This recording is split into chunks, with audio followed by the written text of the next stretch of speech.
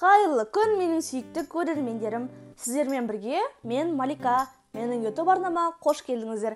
Бүгін біз сіздермен қызылшадан салат жасайтын боламыз. Бұл салаттың жасалу жолы өте оңай, әрі дәмді шығады. Ол үшін бізге қажетті заттар: піскен қызылша, піскен жұмыртқа, сыр, чеснок және де майонез немесе қаймақ қажет болады. Сіздер майонездің орнына қаймақ қолдана берсеңіздер де болады. Ендеше кеттік.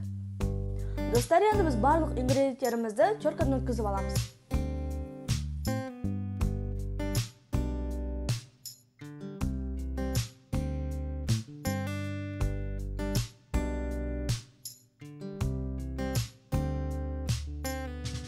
Енді достар, барлығын араластырамыз.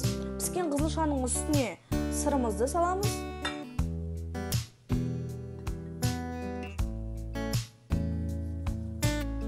Жұмыртқамызды, чеснокты саламыз.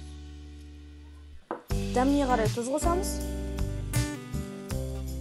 Сосын оның үстінен майонез қосамыз. Бағанағы айтып кеткенімдей, майонездің орнына қаймақ қоссаңыздар да болады.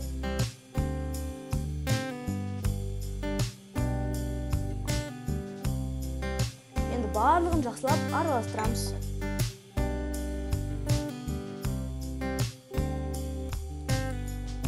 Мінекей достар, мен салатым дайын. Әдемілік үшін үстіне күкірт сепкім келіп тұр. Дәмі өте керемет. Ішіне қосқан заттарымыздың барлығы үйлесіп тұр. Чеснок та өзінің мөлшерімен. Тістінде қажет жоқ. Өте дәмді болып шыққан. Дәруменге өте бай. Сіздерге міндетті түрде жасап көруге кеңес беремін. Ендеше арнаға тіркеліп, лайк басып, қоңырау шаны басып, мені қолдап кетіңіздер. Ендеше ас дәмді болсын. Сау болыңыздар.